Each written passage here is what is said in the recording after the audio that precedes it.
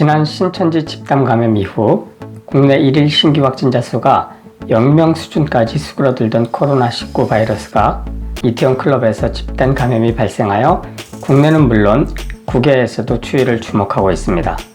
전 세계적인 팬데믹 현상에서 엄청난 성과를 보여왔던 한국의 방역 시스템에 대해 외신들은 한국의 K-방역이 다시 한번 시험대에 올랐다며 관심 깊게 보도하고 있습니다. 중국 관영 글로벌 타임스는 한국은 광범위한 검사와 추적 조사를 통해 코로나19 확산을 효과적으로 차단한 세계적 모범국가였으나 이태원 집단 감염으로 개학을 다시 연기해야 했다고 전하며 술집이나 클럽, 영화관 등 유흥, 오락시설은 밀폐된 공간과 밀집도로 바이러스에 쉽게 전염될 수 있기 때문에 너무 빨리 통제를 풀어서는 안 된다. 타산지석으로 삼아야 한다고 말했습니다. 미국 CNN 방송 등 외신들은 이태원 클럽발 코로나19 제2차 대량 확산과 관련해 사회의 동성애 혐오를 비중 있게 다루며 성소수자들에 대한 혐오 표현 차별로 코로나 역풍이 우려된다고 비판한 바 있습니다. AP통신도 12일 보도를 통해 동성애 혐오가 한국의 성소수자들의 자발적 진단검사를 어렵게 하고 있다고 꼬집었습니다. 특히 일본은 이번 이태원 클럽발 집단 감염에 대해 드러내놓고 비아냥거리기를 서슴지 않고 있는데요.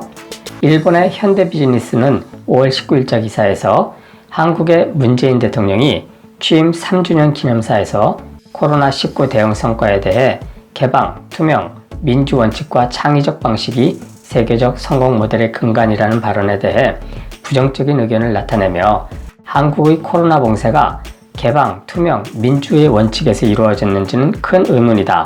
한국은 철저한 PCR 검사에 의한 양성자 파악과 생활치료센터를 설립하여 경증 환자 격리로 의료기관 부담을 감소한 것이 성공 원인이다. 거기에 박근혜 정권 때 중동 호흡기 증후군 대응 실패 경험에서 미리 검사 체제를 확충한 덕에 운 좋게 코로나를 막을 수 있었을 뿐이라며, 하지만 감시 카메라, 기지국 정보, 신용카드 정보를 활용한 독재적 수법에 개인 존중은 없다고 비아냥거리며 최근에 이태원 클럽 집단 감염에 고소해하고 있습니다. 하지만 5월 6일 이태원발 첫 확진이 발생한 이후 2주가 지난 현재 제2의 신천지 사태가 될 것이라는 예측이 보기 좋게 빗나가며 이태원 클럽발 코로나19 사태가 태풍이 아닌 미풍에 그치고 있습니다. 이에 한국의 방역 시스템의 강력함과 철저함, 그리고 한국인의 높은 시민의식이 다시 한번 세계를 놀라게 하고 있습니다. 이번에도 조기 진단검사와 이동 접촉자의 완벽 추적, 시민들의 자발적 협조가 큰 힘이 되었는데요.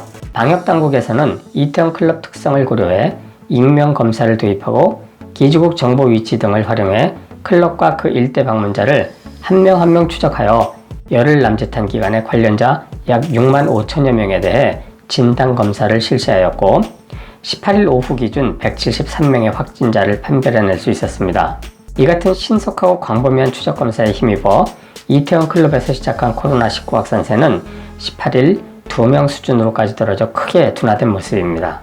정은경 방대본 본부장은 이날 정례 브리핑에서 코로나 바이러스는 발병하기 이틀 전부터 전염력이 있을 것으로 추정하고 잠복기가 매우 짧기 때문에 4차 전파까지 발생하는데 10여일 정도가 안 걸릴 정도로 확산 속도가 매우 빠르다며, 이런 특성 때문에 코로나 바이러스 감염증을 퇴치하는 것은 어렵지만 우리 의료체계가 감당 가능한 수준으로 감염 규모를 최대한 줄이는 억제 전략을 추진하고 있다고 말하면서 산발적인 발생을 모두 차단할 수는 없어도 거리 두기, 마스크, 손 씻기, 고위험 시설의 집중관리, 조기의 진단검사 등을 통해서 대규모의 집단 감염을 분명히 억제할 수 있다며 자신감을 보였습니다. 우리가 코로나19 방역에서 성공한 비결도 조기 진단검사를 통해 확진자를 찾아내고 그 환자의 이동 접촉을 디지털로 완벽하게 추적했고 자가격리자도 디지털로 관리한 덕이었는데요. 이번 이태원 클럽발 집단 감염에 대해서도 디지털을 기반으로 하는 K-방역 시스템이 완벽하게 발휘되고 있습니다. 이에 외국 전문가들은 자국과 비교하며 놀라움을 감추지 않고 있습니다. 지난 9일 일본 TBS의 시사 프로그램 뉴스캐스트에 출연한 IT 저널리스트 미카미 요우는 코로나19 대응 과정에서 드러난 일본의 현주소를 신랄하게 비판했습니다.